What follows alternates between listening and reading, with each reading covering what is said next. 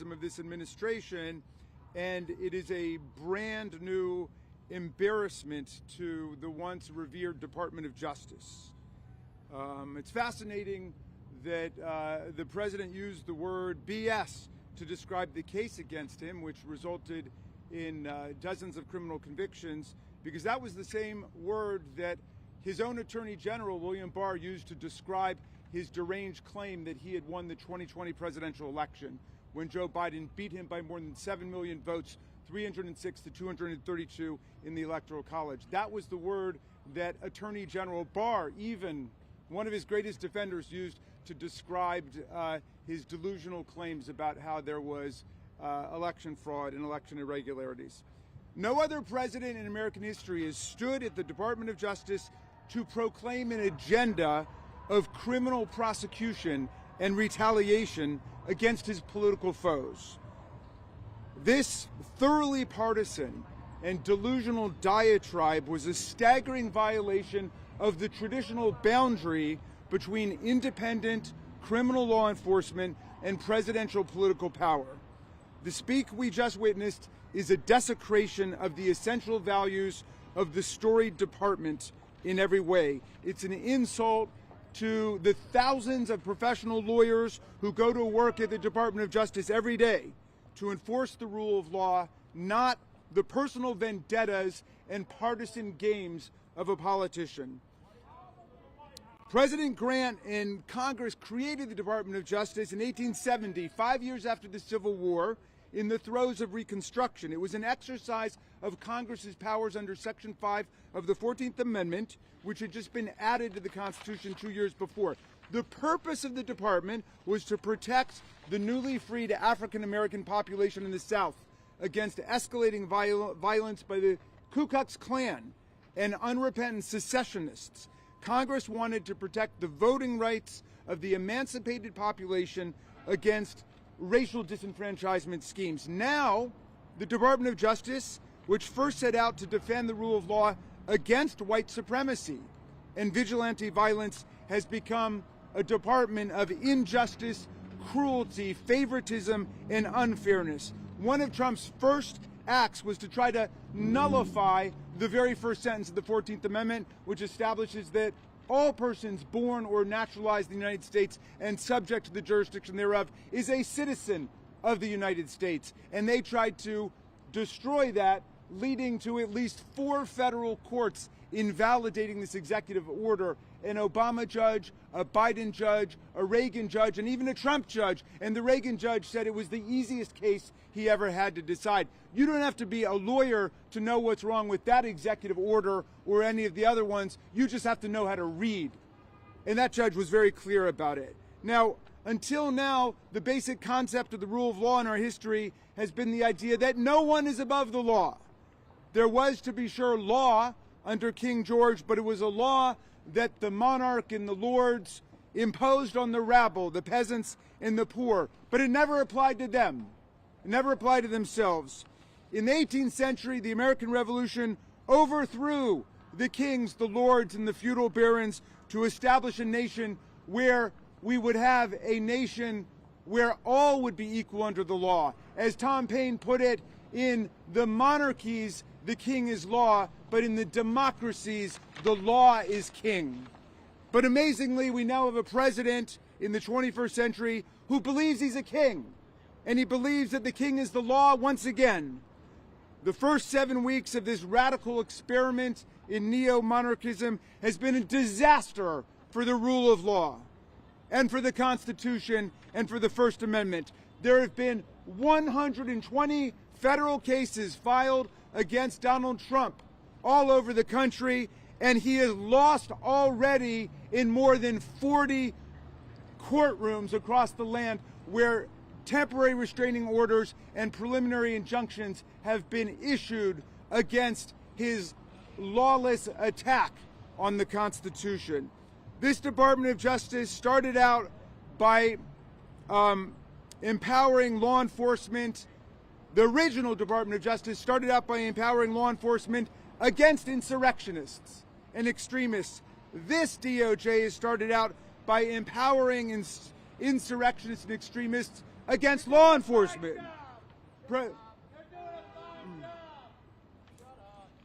President pardon, I'm sure you think so, because President Trump pardoned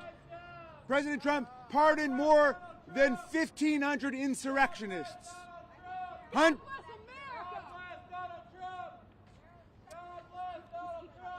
All right. President Trump pardoned more than 1,500 insurrectionists, hundreds of whom were extremists who violently assaulted our police officers with stun guns, chemical spray, batons, broken furniture, fire extinguishers, and Trump flags. This Department of Injustice has gone even further. And maybe he's got a pardon. That's why he's so excited today. I don't know.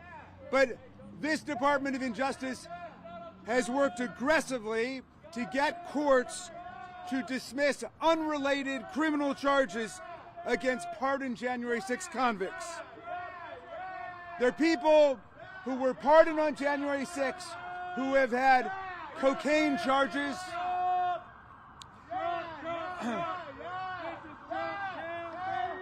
well, they're January 6 felons who've had cocaine charges, drug charges, gun charges, sawed-off shotgun charges, hand grenade charges against them dismissed by this Department of Justice. And that was never covered by the original pardon. At Trump's Department of Justice, law and order means Trump will twist the law for you if you take orders from him. And that's, of course, what they did with Mayor Adams.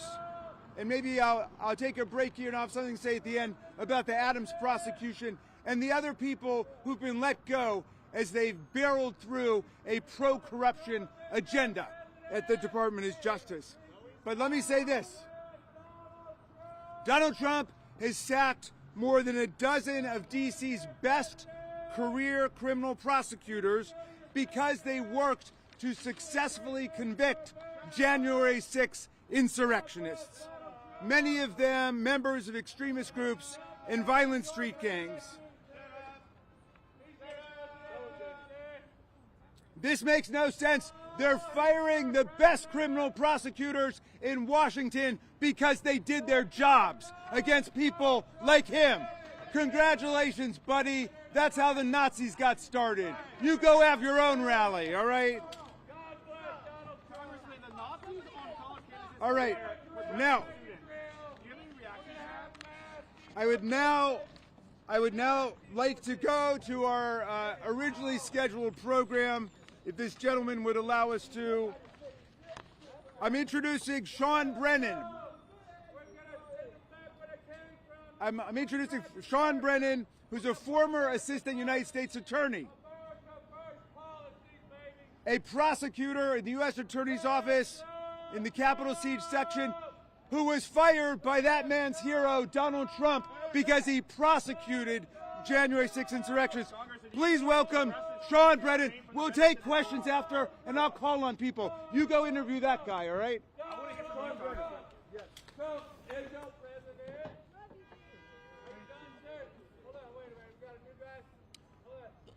On January 31st, 2025, at about 5 p.m., I received a text message that hit me like a gut punch.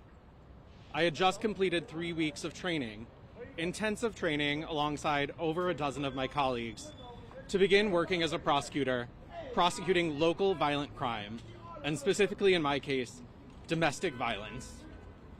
That evening, the AUSA, whose caseload I was set to take over that very next Monday, texted me to introduce me to a victim of domestic violence here in the district. They said, "This is Sean. He's going to be the one who will help you with your case." And I was devastated because by that point, I knew I would not be able to help this victim of domestic violence secure justice. Because that night, I had already received this letter. This letter said that my hiring as an AUSA hindered interim U.S. Attorney Ed Martin's ability to implement President Trump's agenda. Setting aside the fact that It is squarely not the role of the Department of Justice to implement any president's agenda.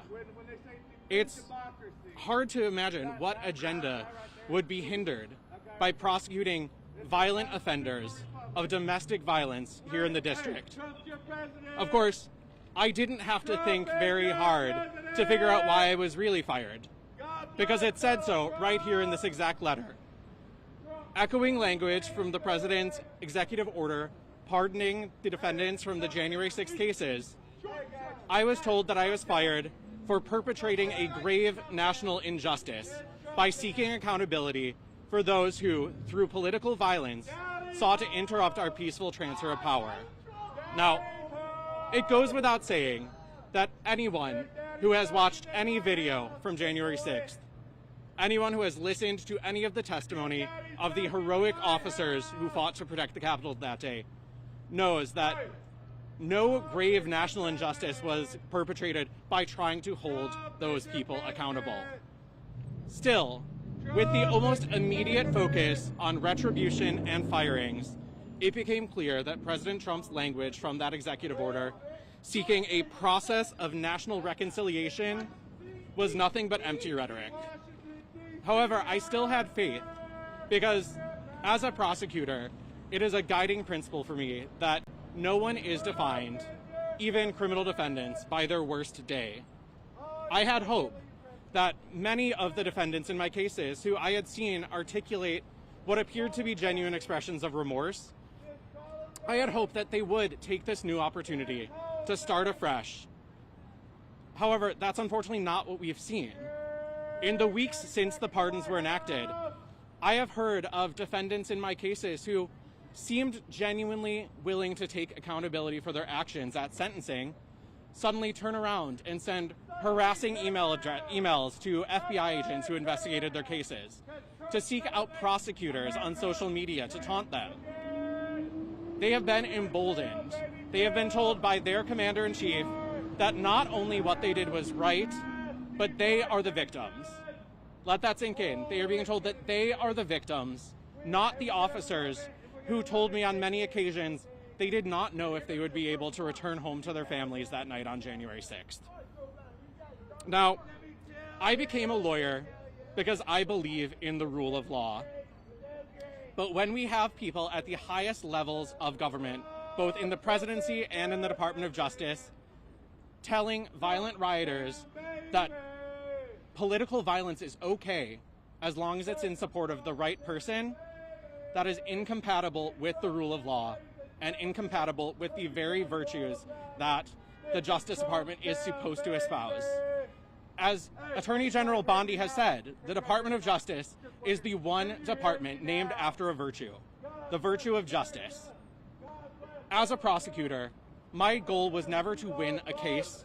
My goal was to act in pursuit of justice and to stand in court representing the United States, not any individual president.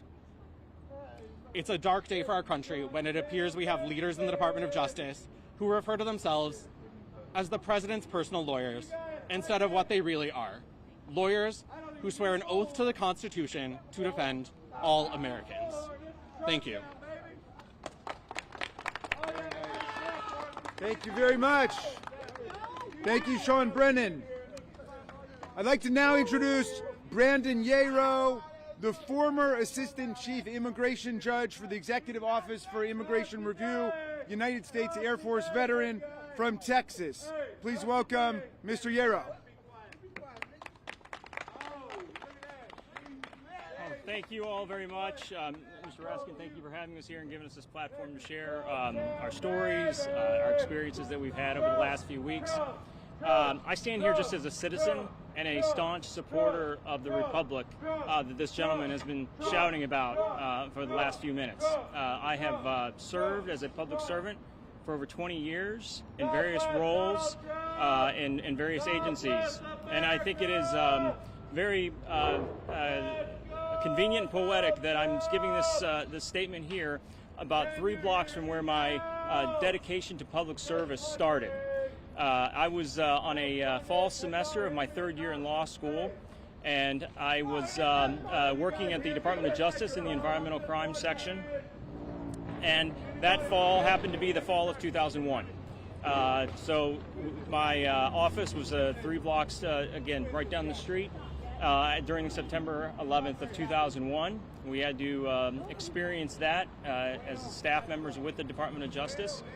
We, after the attacks on the towers in the Pentagon, we were evacuated from our office. The metro wasn't working, cabs weren't available, and me and my supervisor had to walk from our office to the 14th Street Bridge to try to get back to Alexandria, where we both lived. They wouldn't let us cross the bridge. There's police officers there that wouldn't let us walk on foot across the bridge, and so people were literally driving up and picking up people to various towns in Alexandria and Annandale and things like that. And that experience then shaped, again, the next 20 years of my life, which have been dedicated to public service. After my second year in law school, I was accepted into the Air Force Judge Advocate Corps, and knew that after that our nation would be preparing for war. I entered in 2003. In April of 2003, I entered the Air Force as a military JAG, Judge Advocate General, as an attorney. And my career in public service ended exactly 4 weeks ago today, with not only me, but 6 of my colleagues who were doing the same job that I was doing. But I was in the Air Force for 6.5 years. I held positions as a prosecutor, defense counsel, and senior trial counsel. After that, I joined the Department of Homeland Security and represented the government in removal hearings before the immigration courts. While I was with the Department of Homeland Security for those 6 years, I served 2 terms as a special assistant United States attorney in Las Vegas and in Dallas, Texas. While in Dallas, Texas, I worked on a very involved H-1B visa fraud, and I did various other immigration-related prosecutions in both of those 2 positions. I then had the opportunity to join the U.S. Attorney's Office back in the District of Nevada. I spent about 4 years in that role. I prosecuted a variety of violent federally charged felonies, and to include fentanyl death cases, as well as gun cases, organized crime, white-collar crime, immigration-related offenses. I then joined the Federal Public Defender's Office for the District of Nevada and spent 2 years defending people that were charged with federal offenses. Then, based on this experience, I believe I was hired by the Department of Justice, the Executive Office of Immigration Review, to become an assistant chief immigration judge. And this position is a supervisory judge position. I not only had a docket where I heard cases before the immigration court, but I supervised a staff, I supervised the immigration judges, the attorney advisors that worked with us, and the rest of the staff at these courts. I initially was with the Buffalo Immigration Court, but within a month I was assigned to the Batavia Immigration Court, and then I assumed ACIJ supervisory responsibilities over the Detroit, Ulster, and Hartford Immigration Courts. Again, this was 3.5 years ago when I started that position, and in a very short time I had supervisory authority over 5 immigration courts. Most recently last year, I was asked to come down to the Houston, then Smith Street, now Houston Jefferson Street Immigration Court, and supervise the expansion and the move of half the court back into a new facility. We did that expertly with the staff that we had there and the folks that I worked with. And again, had a docket there and still supervised 4 other courts at that time. Again, that all ended 4 weeks ago when on Friday afternoon I received an email from the acting director of DOIR that indicated that I had been terminated. No cause was given, no notice, no justification for the termination other than it was my continued employment was not in the best interests of the agency. Not only me, but there were 6 of my colleagues who had very similar roles as ACIJs throughout the courts that were also terminated with no notice, no justification, and no validation on that day. We are all professionals that adhere to the rule of law. We followed the policies that were put in place by our superior officers and superior supervisors, and our positions were that we are there to support all of the staff and to ensure that the immigration cases that came before our courts were heard expeditiously, fairly, and due process was protected for those people that came before the courts. Can you guys hear this white liberal? The only reason that that I'm here is to just demonstrate that when people are removed unfairly, unlawfully, there is an impact. It's an impact on me, it's an impact on my wife, it's an impact on my family, and it's an impact on the community at large. And this is even more shocking to me, again, as a 20-year public servant, that I was a disabled veteran. And the protections for disabled veterans were also not followed in my case. I never imagined in a minute that I'd be up here talking about my termination removal unexpectedly from federal service after dedicating 20 years and more, myself as a disabled veteran to then be terminated. So I just wanted to say on behalf of me and my 6 colleagues that we're supporting each other, and the treatment that we received it was again it was unjustified and was unwarranted.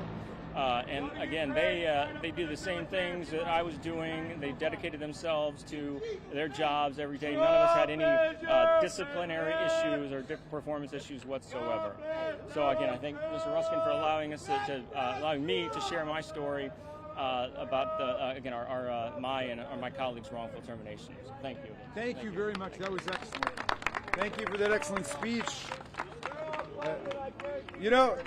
That's the worst tirade I've heard since Donald Trump's speech. Okay.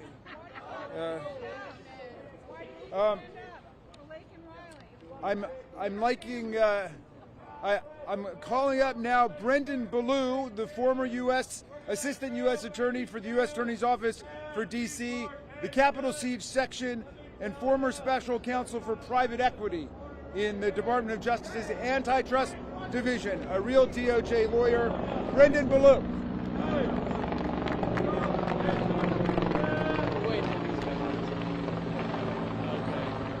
I'll try to, I speak kind of quietly, but I'll try to speak up for all of you. My name is Brendan Ballou. I, like Sean, was a former prosecutor in the Capitol Siege Section, prosecuting January 6 rioters.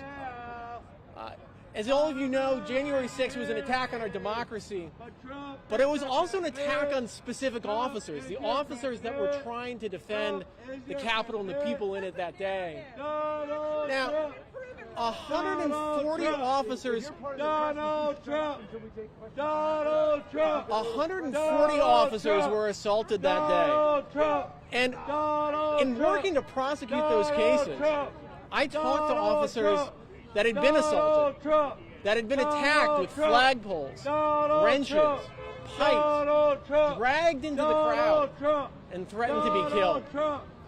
These rioters did all of these things, but they did more than that. Many of these rioters were violent before the attack on the Capitol.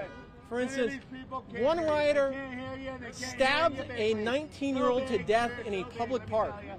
Another rioter, when he was in the military, shot a unarmed, handcuffed civilian in the head. These are 2 of the rioters that were pardoned by Donald Trump on January 20th. They are free now, and almost all of them can buy guns. Now, I think what's important to understand is that because of these mass pardons, America is facing a future of vigilante and militia violence in a way that it hasn't for generations. You know, this is something that happens in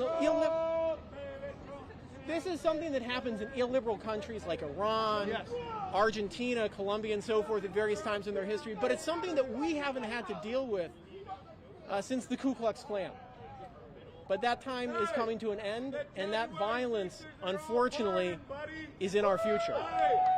Now, this administration has been perfectly happy to talk about the pardons that they've issued, but they've been less willing to talk about some of the things that are happening in this building right now. Things like the fact that they have disbanded the public integrity section that prosecutes corrupt politicians, that they've ended prosecutions under the Foreign Corrupt Practices Act, which prohibits foreign bribery, that they are dismantling the criminal section of the antitrust division that goes after price-fixing conspiracies, like price fixings in the egg industry, for instance. This administration hasn't been willing to talk about those things because if they were made public, they would be enormously unpopular. And so I want to say thank you all for coming out, given the weather, given the commotion, because I want to say what you're doing is really important.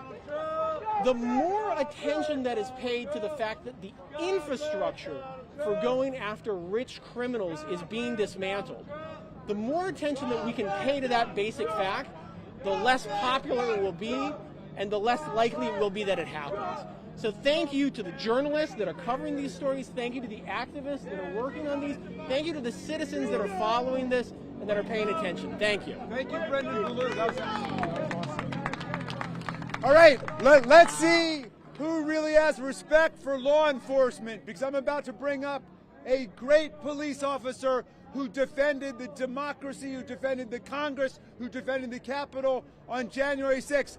Ladies and gentlemen, please welcome Officer Harry Dunn.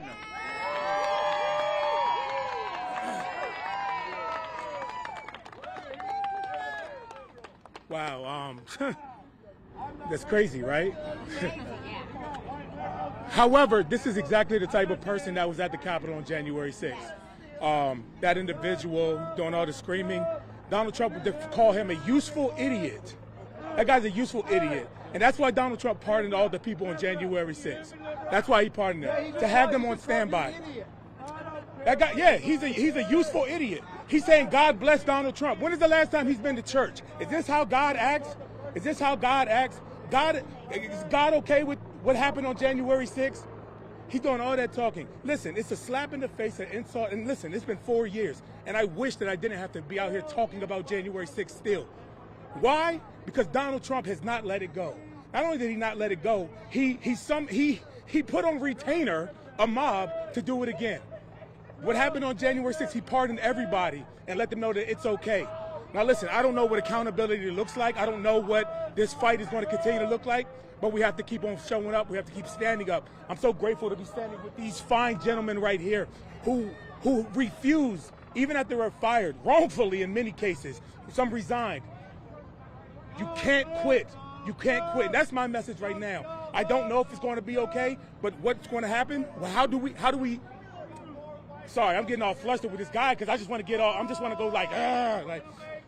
What we have to do is make sure we keep showing up. We only win by fighting and he wants us to stop right now. And if we go away right now, he wins.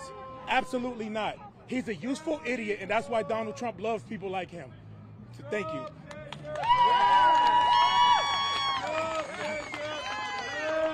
Thank you, Officer Dunn. I just want to underscore one thing that he said.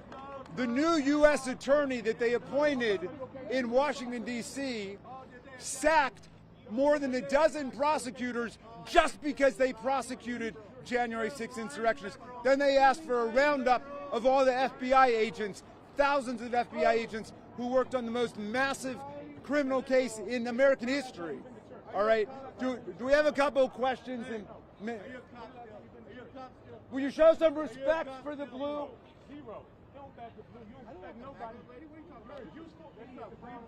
Are there any questions? Or maybe we should just do it randomly and people can... You can approach people individually because it's impossible to hear up here. Thank you all for coming, and I want to thank all of our great speakers. Please give them a round of applause for all of their great work.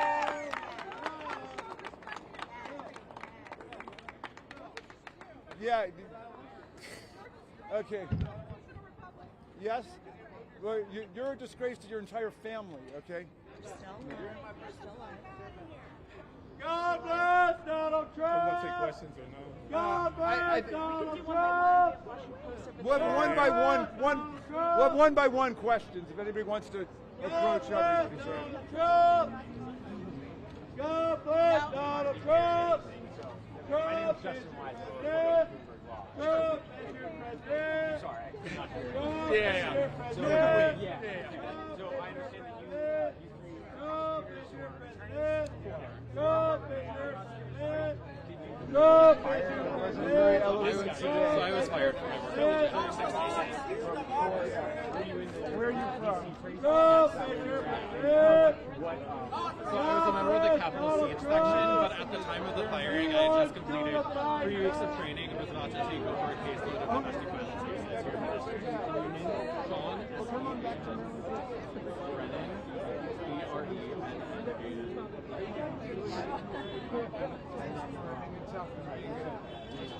Yeah, but the